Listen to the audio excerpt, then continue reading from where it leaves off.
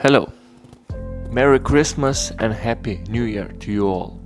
About a year ago, I decided to turn my long dream hobby into reality. YouTube was that hobby. I always thought about a way to share my thoughts and experiences from childhood.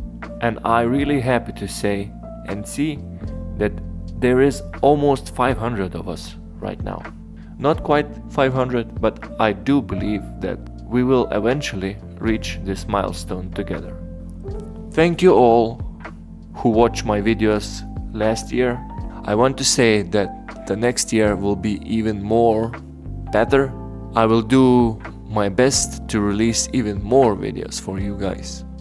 And now I would like to take a look back at the games that I played last year, and they left the biggest impression for me. Please enjoy.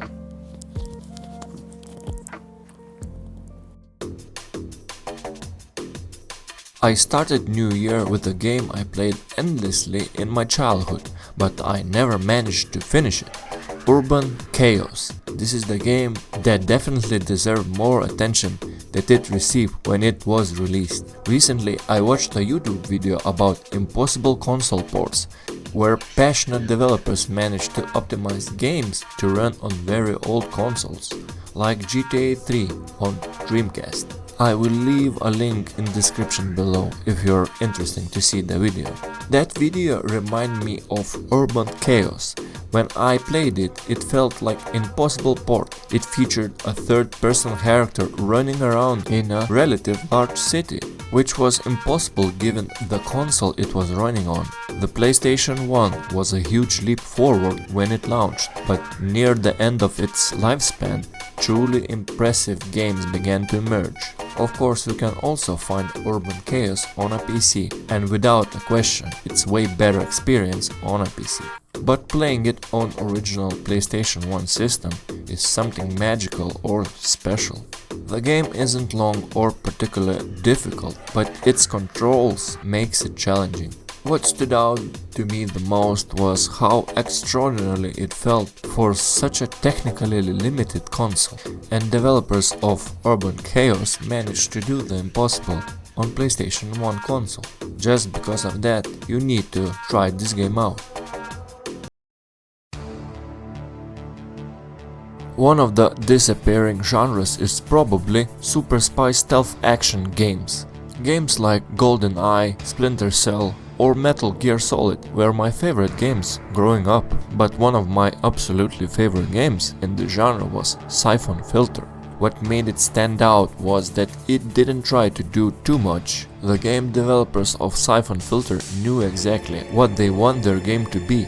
That's why older games often feel better. They were crafted with more love. The developers believed in their creation, enjoyed them, and the most important, played them themselves.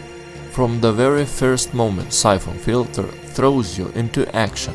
Here's a weapon, here's a bad guy, now go save the city. That simplicity is probably why I loved it so much. It never tried to cross the boundaries of realism, and did the best with what they had at the time. I finished all 3 Siphon Filters this year. Of course there were more than 3 games, but the other ones I don't like. So if you have some time, please try this game, it won't disappoint you.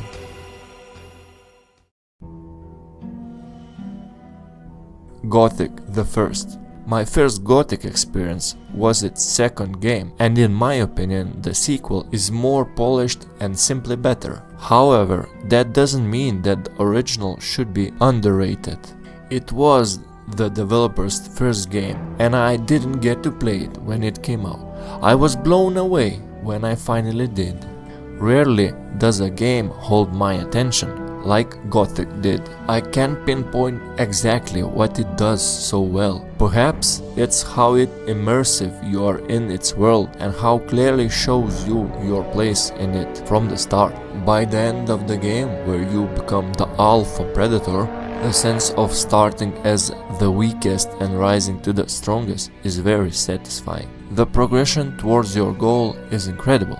And of course, it has plenty of bugs and the controls are clunky, but once you get used to them, you realize that they couldn't be any better. If you haven't tried this game yet, you soon will have the chance to do so in seeing it remade, completed with upgraded graphics and modern controls. Let's just hope that developers preserve what made this game so special.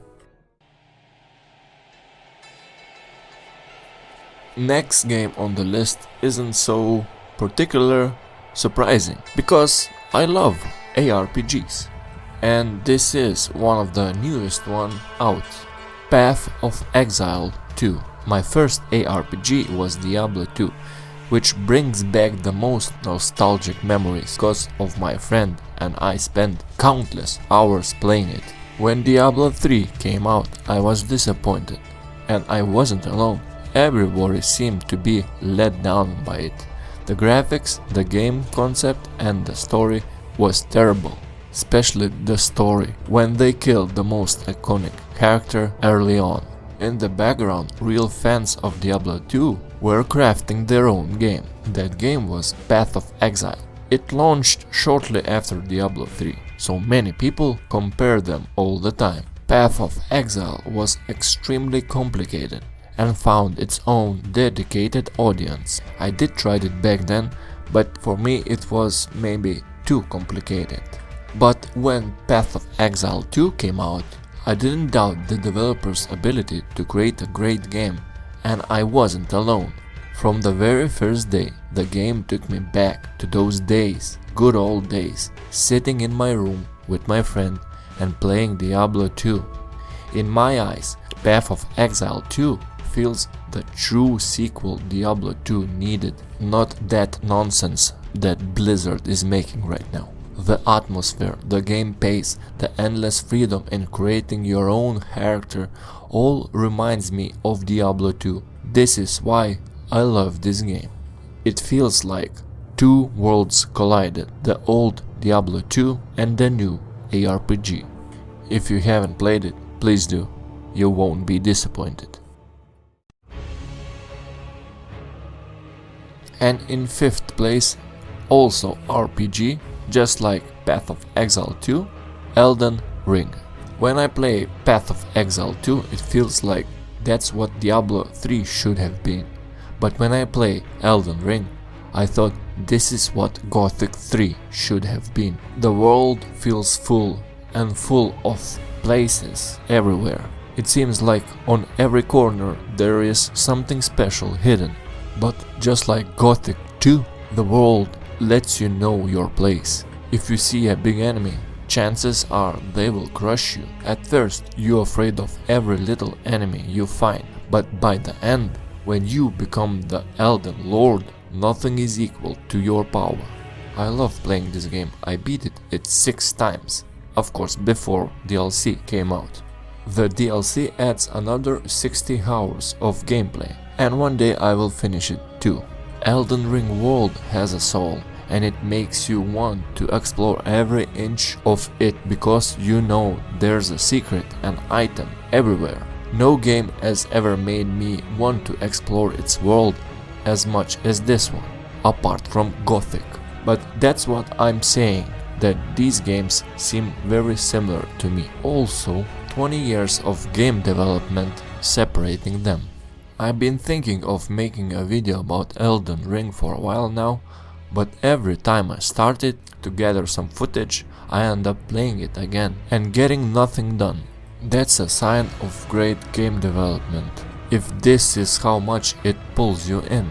Maybe one day I will manage to finish the script and make a full video about it, the whole series.